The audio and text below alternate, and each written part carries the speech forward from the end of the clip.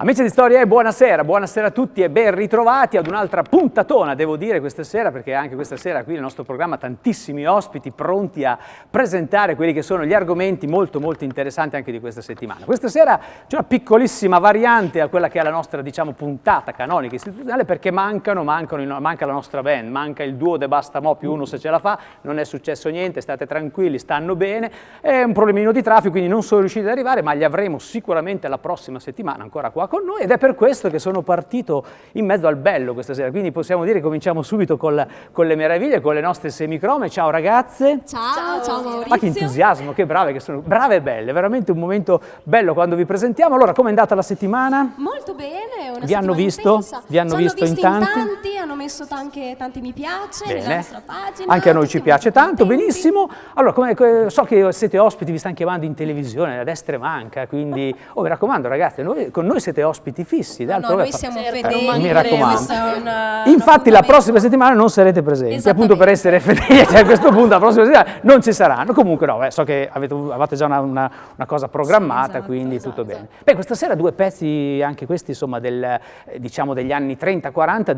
del Quartetto Cetra, esatto, il trio Lescano, che vogliamo dire quali sono? Un bacio a mezzanotte. Sì. E Maramao perché sei morto. E chi lo sa perché sei morto? Benissimo, perfetto. Bene, qui dopo lo ascoltiamo, due momenti molto belli, perché stanno avendo veramente tantissimo successo queste ragazze, perché veramente fanno un genere che credo insomma valga la pena veramente riscoprirlo, e vi auguriamo tantissimo, in bocca al lupo grandissimo, insomma noi siamo stati fra quelli insomma subito ad avervi qua, insomma quindi ci crediamo tantissimo. Prima di conoscere gli ospiti però vorrei ricordare quelle che sono le serate al Circolo Sersanti di Imola, qua in piazza Matteotti 8, per esempio sabato 9 aprile alle ore 20:30 cena familiare con l'orchestra Gianni e Olivetta, quindi potete partecipare, naturalmente c'è il sito internet, quindi potete avere tutte quelle che sono le informazioni relative alla cena di sabato 9 aprile.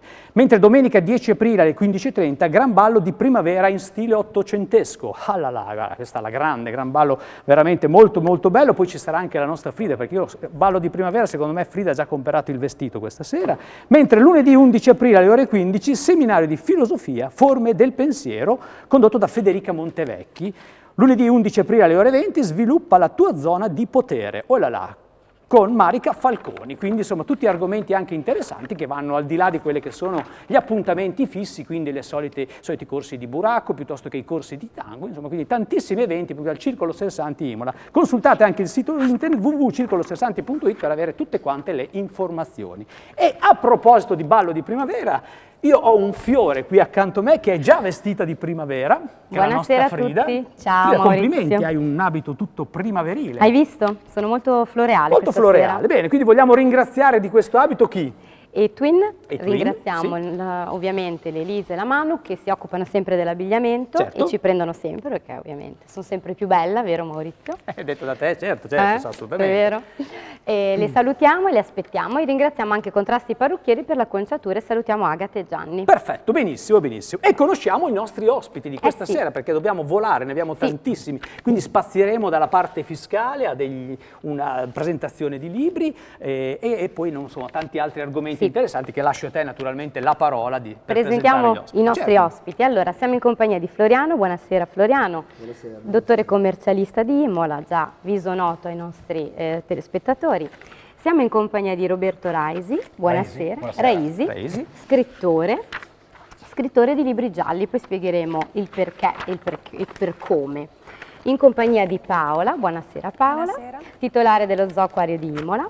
E in compagnia del sindaco di Monzuno, Marco Mastacchi. Buonasera, ben arrivato. Insomma, bella varietà di ospiti questa sera, sì. hai visto Frida? Allora, cominciamo subito dal sindaco, il sindaco di Monzuno, figura personalmente conosciuta tanto tempo fa, in altri momenti, in un altro programma televisivo, altri tempi, insomma, esatto. Sindaco di Monzuno, provincia di Bologna. Com'è fare il sindaco a Monzuno, Marco? Beh, fare il sindaco nelle comunità piccole come la mia è una grande esperienza umana innanzitutto, più che amministrativa, perché si ha quotidianamente contatto con le persone e si ha un contatto vero, quindi ci si incontra per strada, Ti bussano alla porta se c'è la buca in strada. Esatto, portano i loro problemi amministrativi direttamente nell'ufficio, quindi Certo. e si ha uno spaccato di vita veramente eccezionale.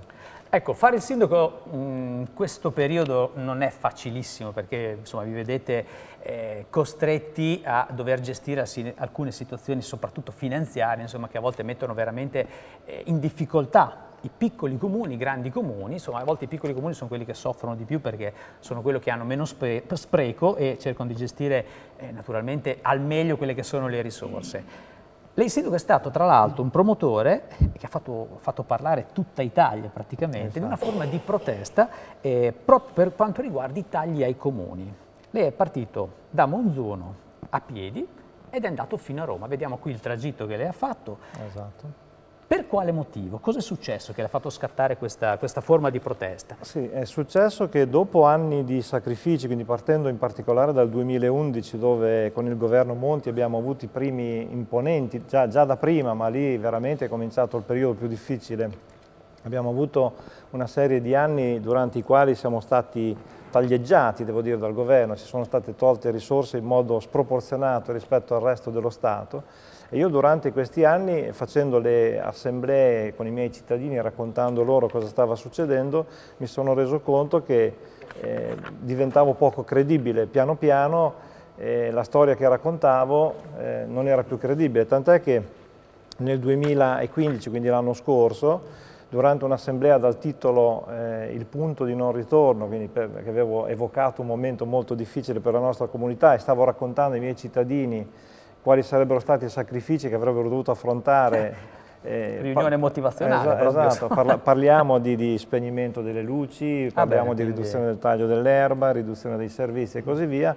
Un cittadino mi interruppe e mi disse: ma se tutto quello che ci stai raccontando in questi anni fosse veramente vero, io mi chiedo perché voi sindaci non vi ribellate.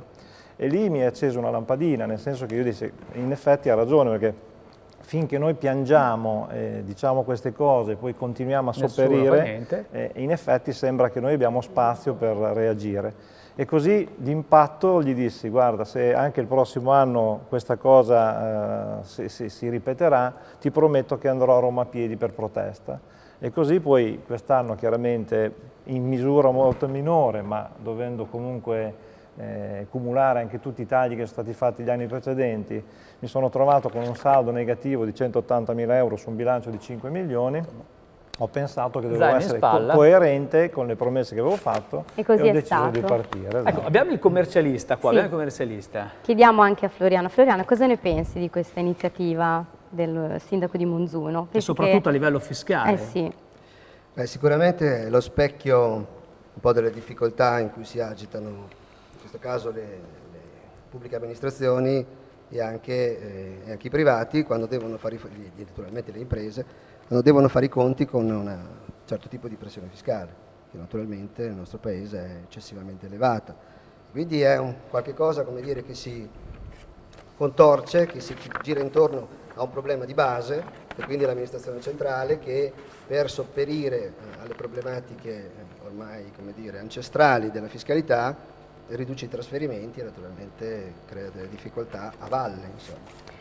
Ma Floriano, questa fiscalità è davvero così alta e non c'è una soluzione se non appunto reagire in questo modo? Beh, naturalmente questa è una forma, insomma, plateale che però ha le sue motivazioni. Stavo pensando, Floriano, scusami, della battuta, perché il sindaco è andato da Roma, no, da Monzuno a Roma, noi potremmo andare da Imola a Panama. Adesso va di moda anche andare verso Panama, no? Non sarebbe male. A nuoto facciamo una bella protesta perché non ce l'hanno detto che si poteva. No, scherzo. Questo però è l'esempio di come l'evasione fiscale sia un vizio non soltanto italiano, sì. se da noi particolarmente praticata, diciamo, ma è un vizio mondiale, perché i nomi che sono saliti alla ribalta anche per questo motivo sono nomi già ma viene a pensare una cosa, che il fatto poi che a volte si dice che diminuendo la pressione fiscale forse c'è meno evasione, è un luogo comune, perché poi questi qui sono paesi che non c'è una pressione fiscale come la nostra, ma comunque il vizietto di cercare di fare un po' di trusti c'è lo stesso, no? Quindi forse non è proprio quella la ricetta, no?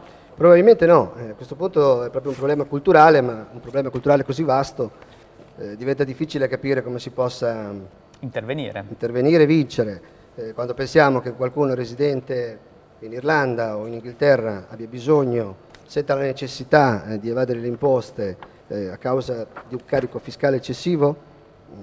Probabilmente insomma, dovremmo essere fuori strada, perché allora cosa dovrebbero dire i cittadini italiani e i cittadini di tanti altri paesi che hanno un regime fiscale diverso? In certi casi, voglio dire, lo stesso Regno Unito è circondato da paradisi fiscali, perché dalle Isole Vergini, Guernsey, Jersey, tutto un insieme di isole che naturalmente facilitano. Perché? Perché comunque non è solo l'evasione fiscale, perché i patrimoni che sono stati rintracciati probabilmente derivano naturalmente da capitali illeciti, da evasione e da qualcuno che deposita i propri soldi in maniera non trasparente, ma che magari ha problemi che ne so, di risarcimenti danni, problemi a volte anche comincia a pensare, perché ti chiederò fra un pochino quelle che sono, diciamo, le possibilità che hanno le aziende per avere un po' di risparmio fiscale eventualmente, perché sono tante le cose che a volte non si conoscono.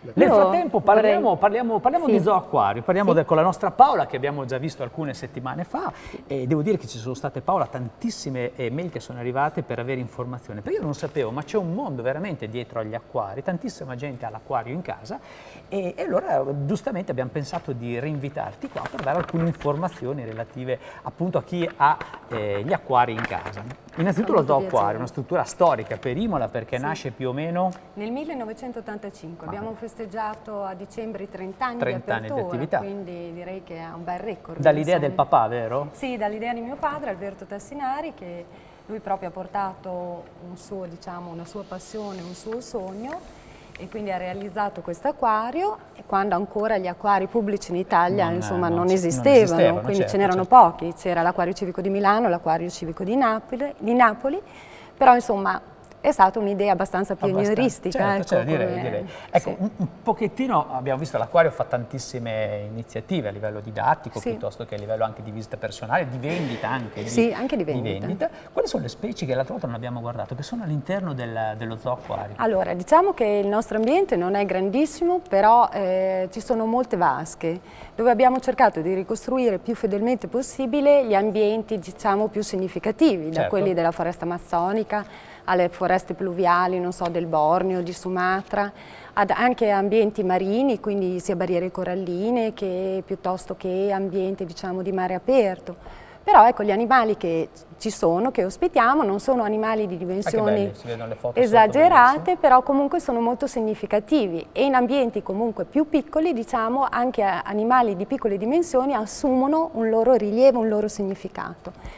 Quindi, non so, per parlare degli animali, diciamo, più curiosi, c'è la tartaruga alligatore, che è una tartaruga molto aggressiva, molto pericolosa, diciamo, un animale preistorico ancora vivente. Dimensioni? Dimensioni, direi che ha un carapace che ha il guscio abbastanza grande, quindi non da tenere in casa, insomma. Non da tenere in casa. Portare al guinzaglio, no, quasi. assolutamente no, perché è piuttosto aggressiva.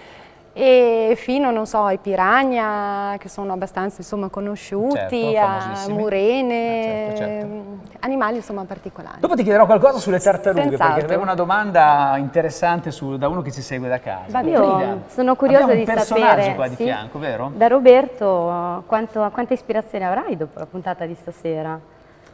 Puntiamo in alto? Sì, puntiamo assolutamente.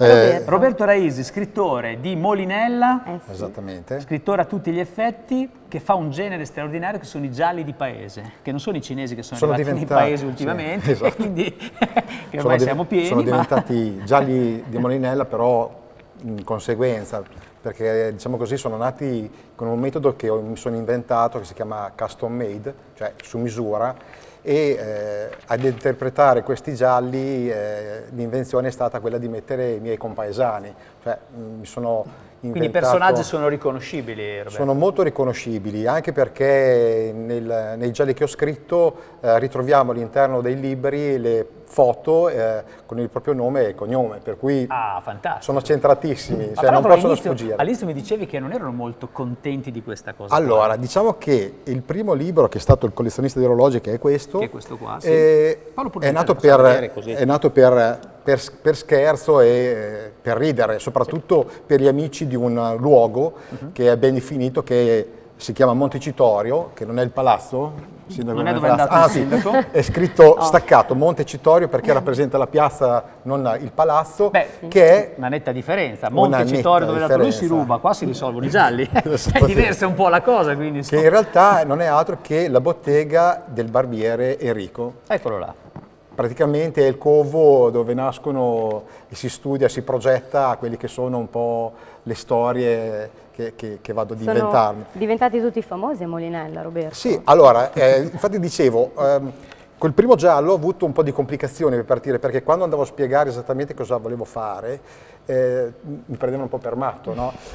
Ho avuto la fortuna che quello che è diventato il commissario, cioè l'ingegner Passerini, mi ha dato fiducia, anche perché è una persona che in paese insomma, ha credibilità. Cosa fa nella vita l'ingegner Passerini? L'ingegnere adesso è in pensione, ma è stato dirigente di grosse aziende a livello internazionale. Sì, sì, di peso. Sì. Per cui sono riuscito a convincere anche gli altri protagonisti, perché alla fine loro diventano attori della mia storia, delle storie che mi invento. Quanto c'è di vero del protagonista reale, nome e cognome appunto di Molinella, e quanto c'è di inventato? Allora, di vero c'è tanto, perché in realtà dal barbiere, da quello che è la mia musa ispiratrice, nascono tutti lì le vere storie, perché poi si ritrovano i clienti a chiacchierare, il chiacchiericcio delle loro storie, e io raccolgo, non faccio altro che raccogliere le loro avventure per poi trasportarlo nella scrittura, e infatti l'omicidio è una scusa per scrivere le loro storie alla fine. Bello, bello, interessante. Bello, sì. Sindaco, Montecitorio, lei ci è arrivato direttamente, ma è successo qualcosa da quel giorno quando lei è andato giù a protestare? Ma intanto abbiamo avuto un dibattito, fra virgolette, quindi fra me e il consigliere economico di Renzi, con il quale ci siamo scambiati un po' di pareri su come funzionano le cose. Ma il messaggio importante che io ho sollevato a livello mediatico e che ho lasciato sul tavolo del consigliere economico di Renzi da portare all'attenzione del governo è il fatto che non c'è proporzionalità nei sacrifici che stiamo facendo. Quando parliamo di comuni non parliamo di un'entità astratta, certo. Parliamo dell'insieme di persone, di aziende, di piccole aziende, di grandi aziende.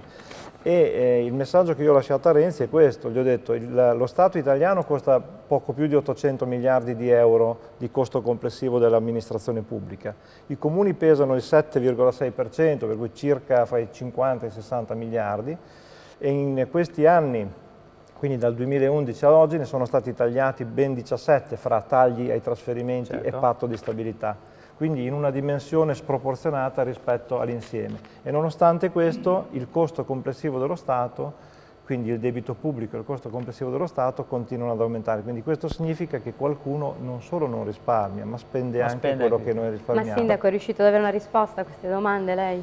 Ma più che altro ha ottenuto qualcosa. Sì, diciamo che intanto il patto di stabilità, probabilmente non per merito mio, non voglio arrogarmi dei meriti che non ho, ma già aveva avuto una piccola inversione di tendenza, e passando dal saldo positivo che dovevamo fare negli anni passati, quindi dovevamo lasciare allo Stato in cassa dei soldi che erano dei cittadini e dei comuni, da quest'anno si parte a saldo zero, quindi c'è solo l'obbligo del pareggio di bilancio. Quindi facciamoci sentire, facciamoci anche dall'alto delle istituzioni, non abbiamo paura di protestare, insomma, a volte quando ci si muove, insomma, è importante farsi sentire. La mia curiosità era anche questa: lei ha passato tantissimi comuni, è partito da solo ed è arrivato da solo, è riuscito ad agganciare anche altri sindaci? Io avevo fatto una road map, come si dice, no? una tabella di marcia che prevedeva di incontrare 28 sindaci. Poi da 28 sono diventati più di 40, questo perché in alcuni comuni c'erano delle aggregazioni, quindi si radunavano alcuni sindaci per ricevermi. E la coda si è allungata. Esatto, alcuni hanno fatto dei tratti di strada assieme a me, alcuni sono venuti nell'ultimo tratto a Roma ad accompagnarmi. Che bello. E la cosa bella è che ho trovato totale condivisione, a prescindere dai colori politici dei sindaci. È un problema che comunque hanno tutti. E in effetti è stato positivo questo. In bocca al lupo per quelle che sono le sue battaglie, diciamo, importantissime. Paola, abbiamo uno spettatore da casa che ci dice: mi devo regalare delle tartarugine, vorrei costruire un acquario, come posso fare, che tipo di acqua ci vuole l'acqua, possono mangiare carne, che alimentazione devono avere, queste tartarughe come dobbiamo gestirle? Allora, praticamente per fare un piccolo, diciamo, terracquarietto per delle tartarughine d'acqua è sufficiente prendere una piccola vaschetta, diciamo, partiamo da delle tartarughine, da dei cucciolini, quindi queste dimensioni. che può essere o un cubino oppure un classico parallelepipedo. Poi, siccome le tartarughe sono rettili, quindi non sono pesci, hanno bisogno di respirare fuori dall'acqua, occorre mettere un fondo di sabbia di quarzo e allo stesso tempo creare anche una zona emersa, in maniera tale che l'animale non si affatichi diciamo, per respirare fuori dall'acqua, quindi possa agevolmente E cosa mangiano le affiorare. tartarughe? Ecco, sarebbe bene non dare carne, perché la carne insomma stimola l'aggressività e inquina molto l'acqua. Ci sono dei mangimi specifici che vanno date alle tartarughine d'acqua e quindi si trovano in commercio Tipo lo tranquillamente, zooacquario, anche noi, possiamo dirlo, esatto. insomma. Infatti, e quindi in questo caso molto importante ecco, la pulizia dell'acqua, la temperatura e la luce. Ma tutte le informazioni le possiamo prendere naturalmente anche dallo zooacquario di Imola in via Pisacane, vero? In via Spromonte. Via Spromonte, Via Spromonte 19. Sì, via Pisacane c'entrava, non so perché via Pisacane. Non lo so. Roberto, un'anticipazione. Lo inventerò, Cosa me lo bolle segno. in pentola per Esatto. settembre? Allora, per settembre ho un nuovo titolo, uscirà già un nuovo scritto? giallo, sì, si chiamerà Un paese pieno di gatti. Eccolo là. Poi Parliamo di Vicenza. esattamente. Una volta guarda, erano pieni sì, di sì, gatti a Vicenza, poi pian esattamente. piano C'è un se li son protagonista, finiti. no, un personaggio Allora, ho che ha un inserito, nome in particolare. realtà ne ho inseriti Maurizio. due nuovissimi. Due. Uno, Mi è rimasto impresso solo questo a Frida. Vai pure, Sì, no, no, possiamo infatti, dirlo. lo visto- dico? Vabbè. Sì, non siamo in orari. No, possiamo Si può dire, no, dire, siamo si può in Allora, merenda, siamo in lo orari. dico in dialetto perché Sì, così... sì, così. Allora, il nuovo personaggio si chiama il Belusel. Belusel, perfetto, a questo punto mi dice già il titolo della canzone. Floriano, velocemente, le imprese cosa possono fare per risparmiare qualcosina in più? Velocissimamente, una norma di grande interesse nella legge di stabilità, i maxi ammortamenti, senz'altro, quindi la possibilità di acquistare un bene a 100 e dedurlo per 140. Grandioso, Bene. sfruttate questi incentivi, diamo velocemente Sì, i contatti di Roberto allora, per quanto Facebook riguarda... Roberto Raisi, Certo. mi sbaglio sempre, Isali di Molinella, poi Allora, abbiamo lo zooacquario, sì, mi che lo raccomando, conosciamo sul già, sito esatto. e Facebook, e per quanto riguarda il sindaco ricorderei www.comune.monzuno.it. Bene, se tu ricordi Grazie. tutti i profili, ringraziamo i nostri Grazie a ospiti, voi. grazie di essere Grazie. qua con noi. E allora, prima della pubblicità, non c'è niente di più meglio, per ricordare un tema poetico, di ascoltare le semicrome con... Un bacio a mezzanotte. Lo posso avere io? Ma io anche prima, se vuoi, anche senza mezzanotte. Vai, un bacio a mezzanotte.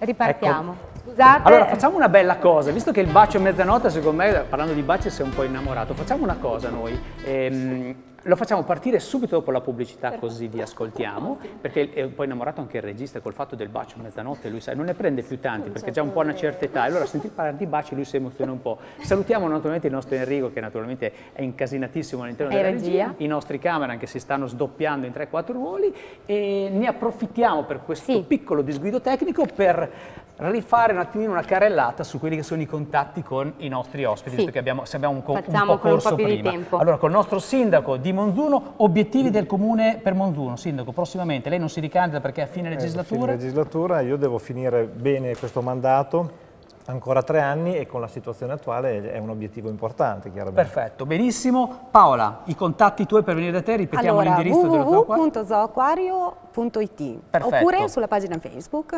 Ah, tu hai Facebook? Sì, Ma ho pensa che c'ha Facebook. Facebook, pensavo di no, mentre Io la faccio Isi- una puntatina. Facciamo una Esatto. marchettina veloce di 5 secondi. Siccome non è periodo di Pancesare, questa è la torta di tagliatellini di Molinella, che è un altro dolce tipico del paese che è fantastica. Che dopo noi ce la mangiamo. Ce la mangiamo, sì. Le tagliatelle di Molinella.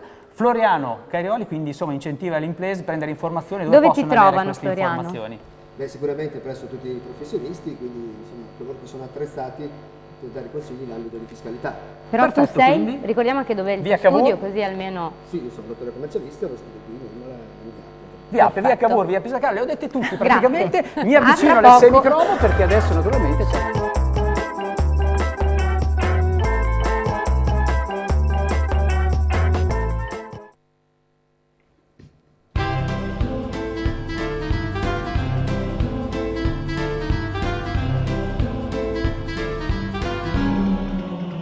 Non ti fidar di un bacio a mezzanotte, Se c'è la luna non ti fidar, perché la luna a mezzanotte riesce sempre a farti innamorar.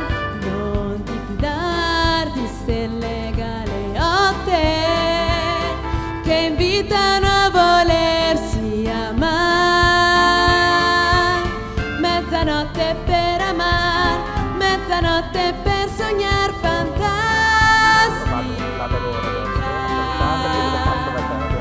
Ma come farò senza più amar? Ma come farò senza baciare? Ma come farò a non farmi tentar? Luna, luna tu non mi guardar, luna, luna tu non curiosar, luna, luna tu non far la sentinella. Ogni stella in ciel parla al mio cuore, ogni stella in ciel parla d'amore, ogni stella in ciel sarà la mia stella. Mezzanotte per amar, mezzanotte per sognar fantastica. Non ti fidar di un bacio a mezzanotte, senza baciare, se c'è la luna a farmi tentar. Perché la luna a mezzanotte riesce sempre a farti innamorare. Non ti fidar di stelle galeotte, parla d'amore che invitano a sarà la mia stella. Mezzanotte per amar, mezzanotte per sognar fantastica.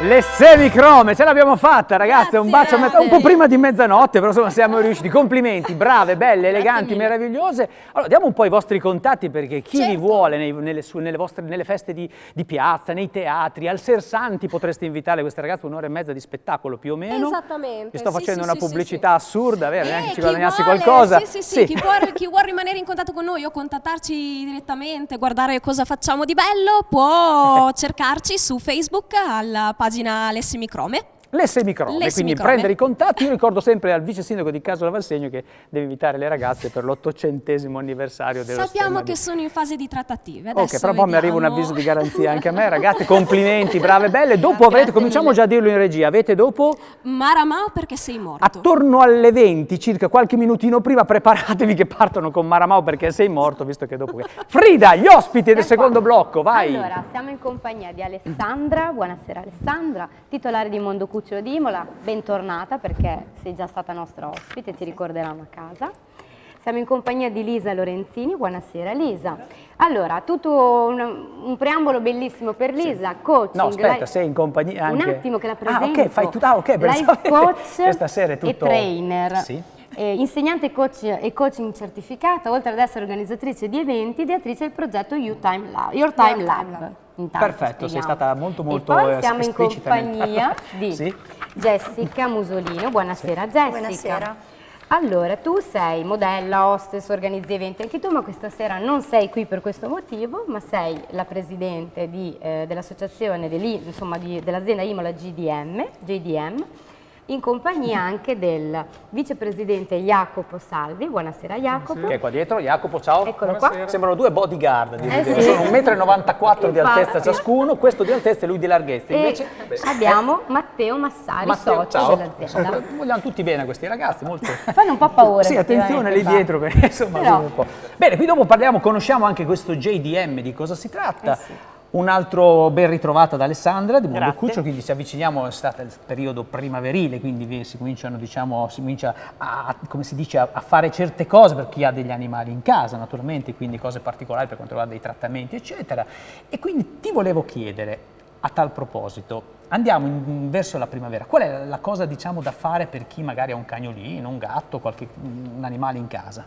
Beh, la primavera generalmente, con l'arrivo della primavera arrivano i parassiti, quindi pulci, zecche, inizia la stagione della prevenzione e anche e soprattutto contro zanzare e papataci che adesso trasmettono malattie quali la leishmaniosi o comunque la filariosi, per cui la prevenzione con gli antiparassitari e anche per antifilariosi per bocca.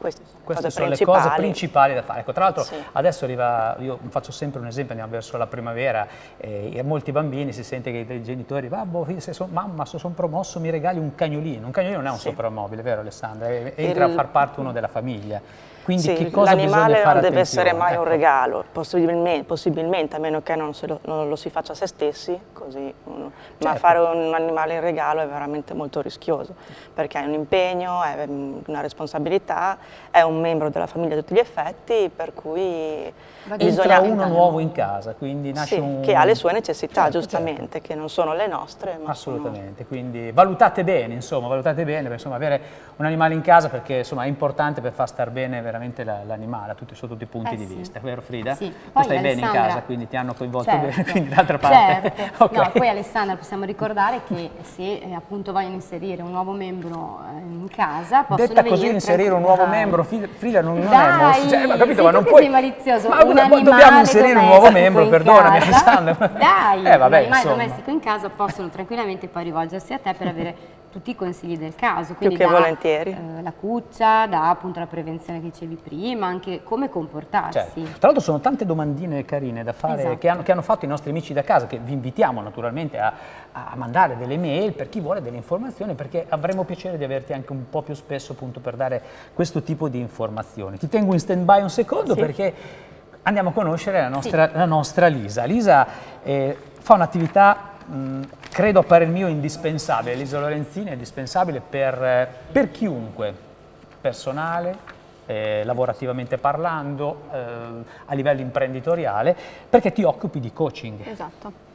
Cos'è il coaching, Lisa? Allora, il coaching è uno strumento che serve per far sì che le persone possano tirar fuori le proprie migliori risorse per affrontare qualsiasi situazione, quindi cercare di riuscire al meglio nelle cose negli obiettivi che ci prefissiamo, nel voler superare determinate sfide e trasformarle magari in opportunità, quindi riuscire anche a combattere ansie, paure, fobie, quindi può servire anche per queste a livello cose. Personale di crescita di queste persone. A chi ti rivolgi tu, Lisa? C'è una categoria specifica o a tutti? Allora, a tutti, perché prima di tutto ci si rivolge alla persona, quindi comunque anche a livello professionale in qualsiasi azienda, le aziende sono fatte di persone, quindi comunque è essenziale fare un lavoro su di sé. Quindi... Fondamentale, certo, importantissimo. Ecco, si sente spesso parlare di coaching, addirittura grandi sportivi che hanno l'allenatore, ma hanno anche il coach dietro, che non ha niente a che fare con l'allenatore che li allena a livello, diciamo, di prestazione fisica, ma a livello di allenamento mentale. Esatto. Quanto è importante l'atteggiamento mentale positivo per affrontare la vita di tutti i giorni? Indispensabile. Indispensabile anche proprio quando ci svegliamo la mattina, il fatto di sentirci vivi, attivi, con la voglia di fare è assolutamente fondamentale, perché ci guardiamo allo specchio e abbiamo già un atteggiamento fisiologico diverso rispetto a svegliarci demotivati, tristi. Ho capito, ma uno a casa dice sì, tu parli bene Lisa, io però ieri mattina mi hanno segato il lavoro, cioè non lavoro più, sono licenziato, mi alzo felice, che bello, ce la posso fare. No.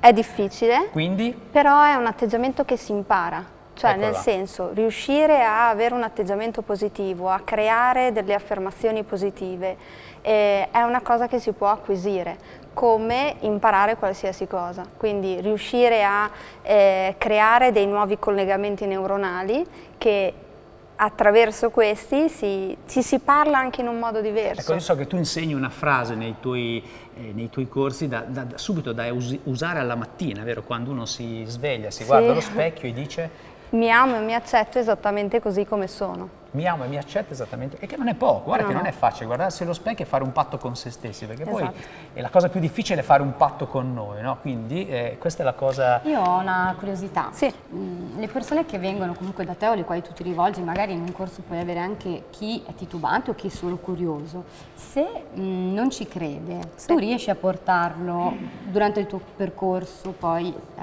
ad avere poi questo atteggiamento mentale alla fine? Allora, la differenza la fa sempre la persona, quindi quanto effettivamente questa persona ha voglia di lavorare su di sé, quindi quanto questa persona ha voglia di risolvere la cosa. E ti è mai capitato di avere qualcuno che alla fine non ce l'ha fatta, per un motivo o per un altro? Ma non ce l'ha fatta nel senso perché non è stato costante o non ha messo disciplina, è come quando vuoi andare in palestra e cioè insomma richiede allenamento. Guarda che io vorrei, attenzione, vorrei spezzare anche una lancia a favore di quello che è il coaching, se mi permetti Lisa, perché il fatto non ce l'ha fatta è un po' troppo generico secondo me, perché non è che vado da Lisa, se risolvo i problemi domattina trovo lavoro. No. Cioè il fatto di abituarsi all'atteggiamento mentale positivo è quello di sfruttare anche l'opportunità se io stamattina ho perso il lavoro. Che come si dice, chiuso una porta si apre il portone, e quindi la voglia di rimettersi in gioco, far partire il cervello, cominciare a ragionare in positivo, non a piangersi addosso.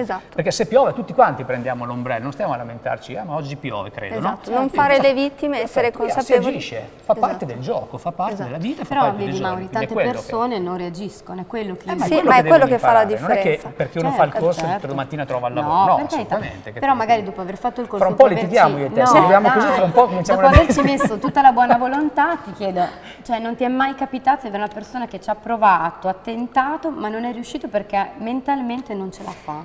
Ti chiedo, chi è che pensa ai pensieri che tu fai?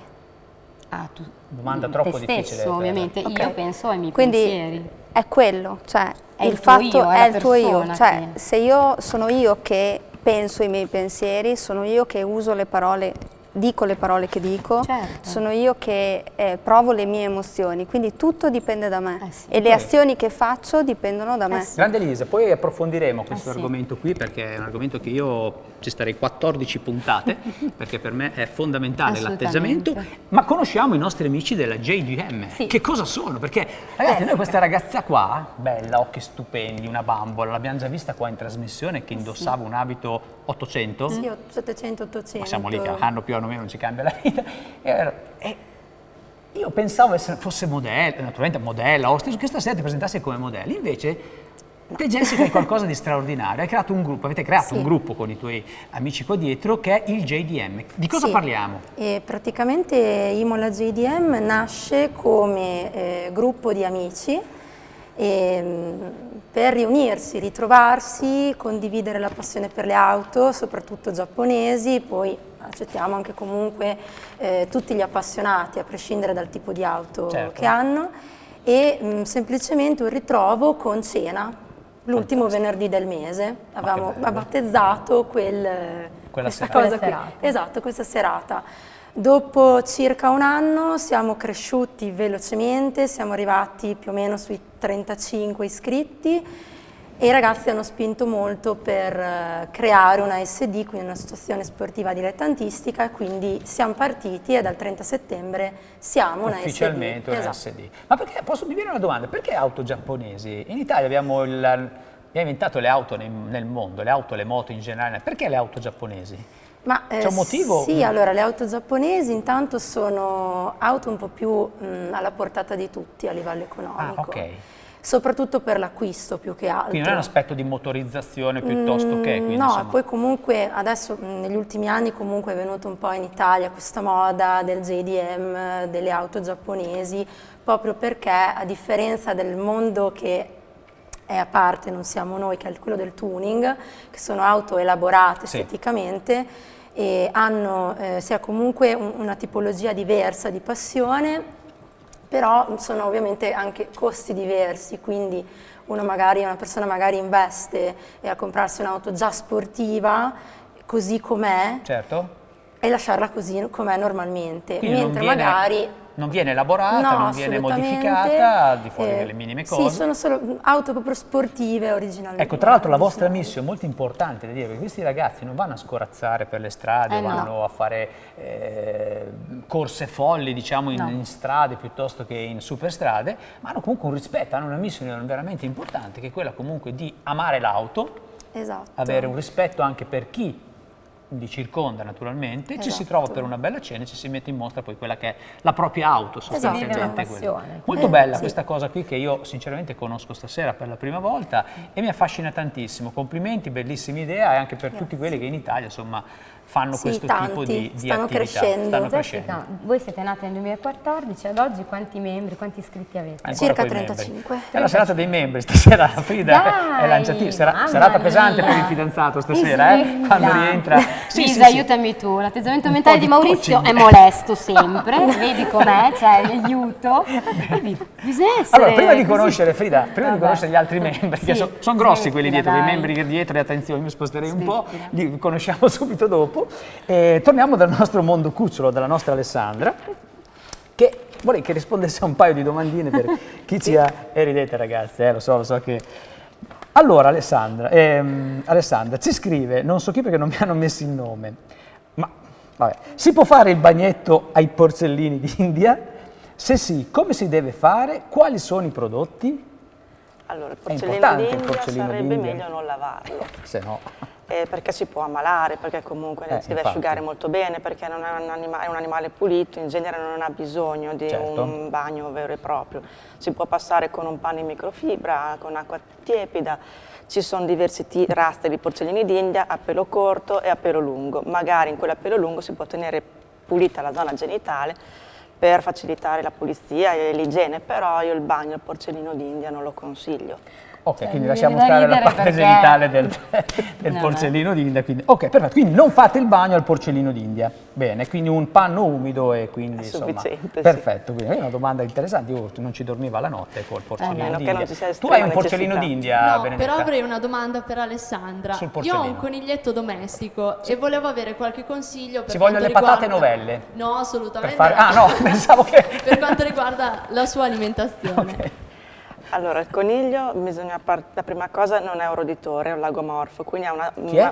un lagomorfo. Lagomorfo. E quindi ha un'alimentazione a sé, diversa dai roditori, quindi a base di fibre principalmente, quindi fieno, ha i denti a crescita continua, per cui avrai sempre il fieno a disposizione nella gabbia, che serve sia per limare i denti, sia per il discorso di fibre per l'intestino.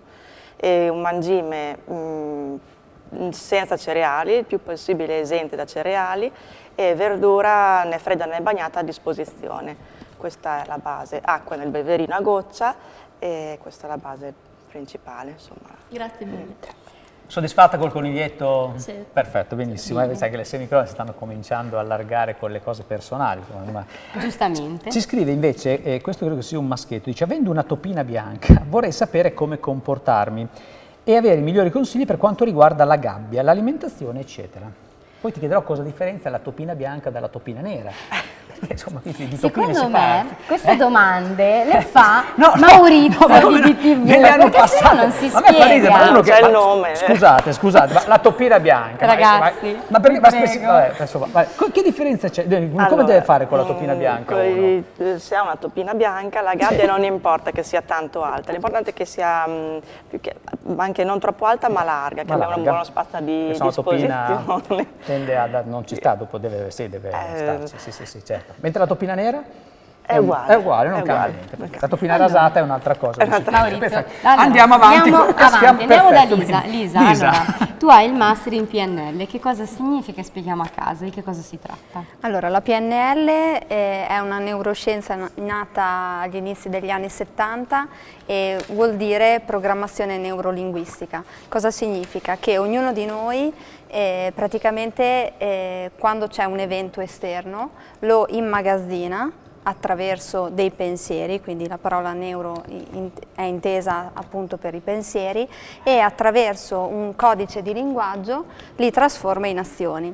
In più io mi sono formata nella scuola appunto di coaching Luce, che studia anche la la neurolinguistica, quindi oltre alla PNL, quindi ai processi come vengono catalogati, studia anche i significati, quindi è un livello ulteriore. Quindi, esempio, io e Maurizio abbiamo 2 PNL differenti. Okay. Avete, cioè il vostro codice interiore è diverso, sicuramente, nel senso che processate i vostri pensieri e le vostre esperienze assolutamente in un modo diverso. Totalmente diverso, esatto. assolutamente. È come ad esempio 2 gemelli comunque non hanno lo stesso carattere, anche se hanno avuto gli stessi genitori, magari le stesse esperienze, però vengono vissuti in un modo diverso. 2 gemelli per forza hanno gli stessi genitori, quindi anche lì poi si tende a rovinare poi i gemelli, perché molti genitori tendono a farli uguali, ma i gemelli poi ognuno ha il suo carattere, quindi devono andare ognuno dove vuole andare e con la sua, perché... Giusto, vero Lisa? Sono molto bravo, molto preparato in questa cosa qua, sai che mi prende. Sì. Beh, interessante, visto questa cosa qui, e quindi insomma, poi avremo la fortuna, vero, di avere tra un pochino di giorni anche coloro che sono stati poi i tuoi insegnanti di questo percorso, che tra l'altro sono imolesi, ma hanno un'esperienza internazionale, e quindi lanciamo già tra un paio di puntate, mi sembra, Lucia Giovannini col marito, il compagno Nicola Riva, naturalmente entrambi esperti di appunto di PNL, comunicazione, tutto quello che riguarda insomma il benessere con se stessi. Sono i fondatori di Bless You. Se vuoi anticipare giusto un attimo di che cosa si tratta? Saranno qui il 28 aprile. 28 aprile, quindi la puntata di giovedì 28 aprile, quindi possiamo già anticipare, insomma parleremo ancora di comunicazione. Esatto. Poi vediamo che tu organizzi anche degli eventi, che però ti tengo fermo un secondo perché vogliamo lanciarli alla fine, proprio quelli che sono gli eventi anche che tu Lisa organizzi, quindi sempre dedicato a quello star bene con noi stessi, vero? Esatto. Ok. Frida! Eccoci qua, io vorrei chiedere ai ragazzi che auto hanno questi 2 giganti dietro di me, sono curiosa. Allora, Jacopo, giusto? Sì, giusto. Dunque, praticamente... Gigante, tieni pure il microfono, Jacopo, mi sembra deve essere... Ok, Jacopo, che auto hai tu? Così accontentiamo anche Frida sulla tua... Diciamo che la mia auto è anche l'auto di Jessica. Che essendo la mia fidanzata... ok. L'avrà scelta Jessica sicuramente. E condividendo la passione comune, di fatto abbiamo cercato di realizzare un nostro vecchio sogno e di prendere un'auto sportiva che adesso è storica. Certo. Ed è un modello, a casa tra l'altro che non è mai stato venduto in Italia, un modello puramente giapponese che siamo riusciti a far arrivare qui. E è una Nissan. Ovviamente la marca c'è anche in Italia, il modello si chiama Skyline. Skyline, perfetto. Skyline, una supercar con quanti milioni di cavalli?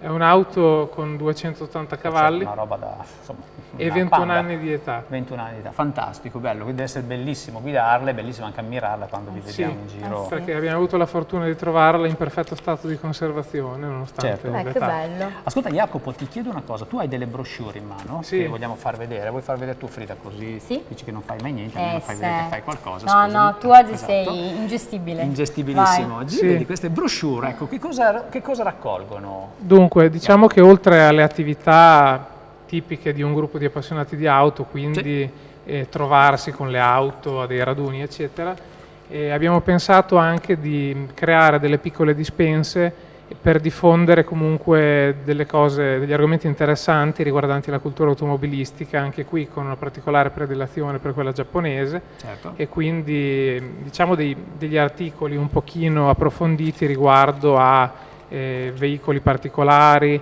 riguardo a gruppi di appassionati di altri paesi e comunque argomenti di questo tipo. Un po' di foto, guarda che belle. Che abbiamo messo in condivisione anche nel gruppo Facebook, in modo che le persone che possono eventualmente essere interessate possono fruirne liberamente. Certo.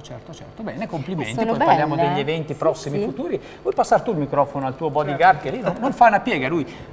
Tu che macchina, una Cadillac, non ci stai se non dentro una macchina sportiva. Matteo. Io ho una Subaru Impreza che me la sono comprata molto felicemente nel 2010. Gran macchina. Tuttora commercializzata comunque in Italia.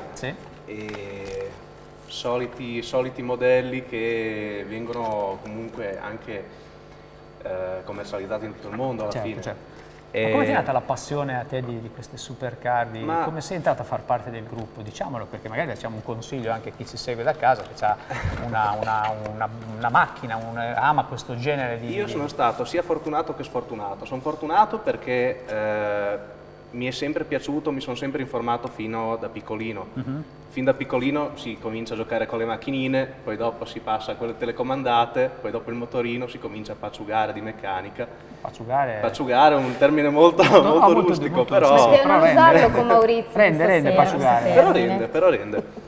E tu poi sei più giovane di me, No, perché io alla tua età giocavamo non con le macchinine, quindi no, vai pure avanti, noi siamo un pochino più ruspanti. E dopo ovviamente si passa motorino, moto e alla fine si compra la macchina. Ho comprato un paio di macchine prima di quella che ho ora e alla fine ho coronato nel 2010 il mio sogno di comprarmi una Subaru Impreza. Jessica, eventi prossimi. Sogni, prossimi. Coinvolgere il comune di Imola, diciamolo. Sì, coinvolgere il comune di Imola. Dai, dillo. Ci piacerebbe molto organizzare qualcosa all'interno dell'autodromo, proprio per evitare che i giovani, magari 18 anni, iniziano a prendere le macchine e fanno brutte cose in giro. Quindi, certo. Ecco, quindi cercare di coinvolgere l'autodromo perché ne ha anche bisogno, quindi dare un po' più di importanza. E sono eventi che portano gente, facciamo qualcosa per porterebbero veramente tantissimi appassionati, assolutamente tanti ragazzi, sarebbe anche proprio una cosa molto positiva anche per i giovani. Magari finendo con un grandissimo catering dove si può mangiare tutti insieme, una giornata di sole bellissima all'autodromo, vedendo queste macchine giapponesi, insomma. Diamo i tuoi contatti, Jessica, così. Sì, allora c'è la pagina Facebook, giusto? Lo chiedi a Frida, non sapevo. Facebook è Imola GDM, perché me li aveva detti prima, e poi mi dicevi che il sito è in lavorazione. Il sito, esatto, è in lavorazione, quindi noi prevediamo per l'estate di avere un indirizzo e quindi poi inizieremo a mettere le foto, i video, i nostri eventi, la nostra storia. Bravi ragazzi, complimenti bellissima la mission che avete, mi piace molto, quindi vi rivogliamo qua magari nella prossima edizione. Lisa, tu organizzi eventi, quindi yoga della risata, che vogliamo presentare anche noi, piuttosto che altri eventi.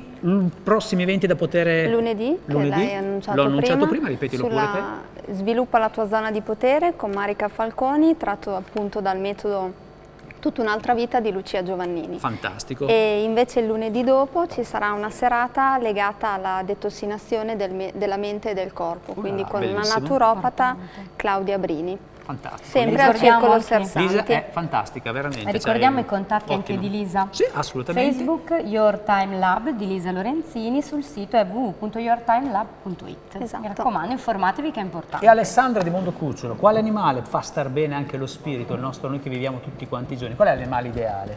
Per essere positivi? Secondo me basta trovare quello che a noi riusciamo, che a noi piace, noi riusciamo a far star bene. A noi qualsiasi animale può far stare Diamo i contatti di Mondo Cucciolo. Alessandra, sei bravissima come sempre, ti rivolgiamo perché vogliamo. Alessandra, ricordiamo dove si trova Mondo Cucciolo, in via? Montanara 51B a Imola. Perfetto. Detto Grazie a tutti. Detto questo, noi vogliamo ringraziare naturalmente tutti quelli che lavorano anche dietro, quindi Elio, Alessandro, Maurizio, Enrico, Pierluigi, che sono di là in regia, che si stanno preparando per mettere sulla base, che ci vuole un pochettino per le nostre semicrome, perché siamo praticamente al termine. Ringraziamo le semicrome. Ringraziamo, che adesso le vado a ringraziare personalmente. Noi ci diamo appuntamento alla prossima settimana, tutti Frida. Tutti i giovedì, mi raccomando, che poi mancano poche puntate, Maurizio, io non voglio finire. A maggio, poi dopo ripartiamo con le repliche. Ma non ce la fa più, No, Frida, io voglio stare con te anche se non ti sopporto, però questa sera in già guarita. Amo di TV, amo di TV, benissimo. Detto questo, allora ragazzi vi salutiamo, e non c'è niente di meglio che salutare naturalmente con le semicrome. Ragazzi, mi raccomando il coniglietto, Pezzo che fate adesso? Chi me lo dice? Maramao perché sei morto. Maramao è un gatto, come? Maramao, vedi, senta subito il gatto anche questa sera. Le semicrome, Maramao perché sei morto.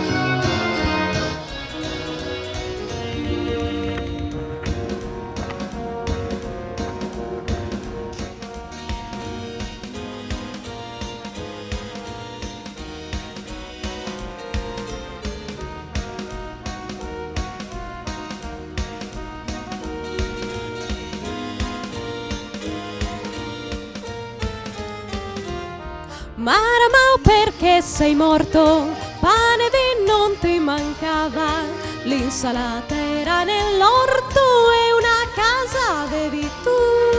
Le vicine innamorate fanno ancora per te le pusa, ma la porta è sempre chiusa e tu non ritorni più. Maramao, Maramao, fanno i mici in coro. Maramau, Maramau, Maramaiau. Maramau perché sei morto, pane e vino non ti mancava, l'insalata era nell'orto e una casa avevi tu.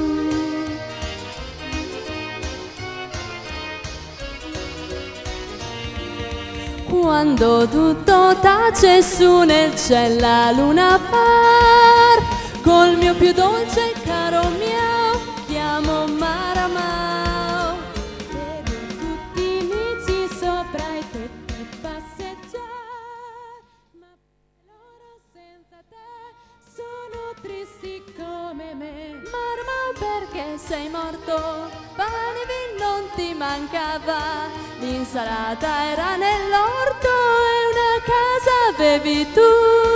Le vicine innamorate fanno ancora per te le fusa, ma la porta è sempre chiusa e tu non ritorni più. Maramau, Maramau, fanno i amici in coro. Maramau, Maramau, Maramaraiau. Maramau perché sei morto, pane e vino non ti mancava, l'insalata era